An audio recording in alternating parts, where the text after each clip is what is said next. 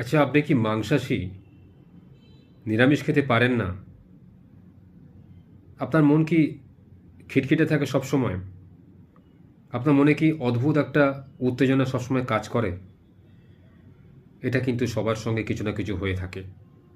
যারা মাংসাশী হয়, যারা অন্য পশুর মাংস খেতে ভালোবাসে, যারা আমিষভোগী হয়, তারা কিন্তু এই সমস্যাগুলোতে ভোগে। ভগবান পৃথিবীতে প্রচুর খাওয়ার জিনিস দিয়েছেন। স্বয়ং জগন্নাথ দেবের ৫৬ ভোগ, তাতে কিন্তু মাংসও নেই, পুরোটাই কিন্তু নিরামিষ আহার। তাই একজন ভগবান হয়ে সে যদি ৫৬ ভোগের মতো বিভিন্ন উপাদেয় খাবার নিরামিষ ভক্ষণ করতে পারেন, তাহলে আমরা মানুষ হয়ে কেন পারি না? আমরা কেন অন্য পশুর জীবন হানি করে তাকে হত্যা করে তার মাংস খাচ্ছি? তা আমাদের তো কষ্ট ভোগ করতেই হবে। আজ না হয় ১০ বছর পরেও কিন্তু হবে।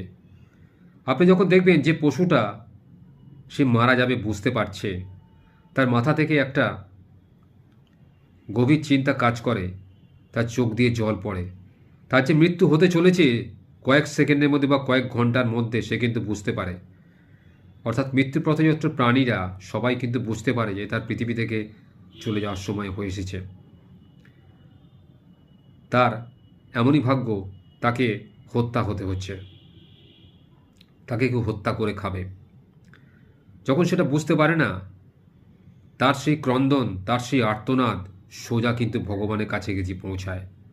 ভগবান সেই আর্তনাদ শুনে কিন্তু যে হত্যা করল তারও কিন্তু ক্ষতিবিধান করেন, অর্থাৎ তাকে চরম শাস্তি প্রদান করেন।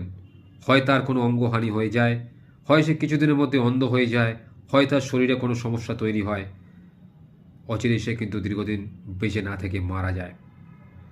তাই কোনো পশুকে হত্যা থেকে বিরত থাকুন, ভালোবাসুন পশুদের, এবং পারলে নিরামিষ আহার ভক্ষণ করুন।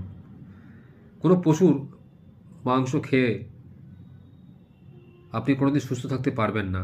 আপনার মনে একটা অদ্ভুত উত্তেজনা কাজ করবে, মনেতে রাগ আসবে, অল্পেতেই আপনি রেগে যাবেন, আপনার মন স্থির থাকবেন না, আপনার মনে সবসময় চঞ্চলতা কাজ করবে।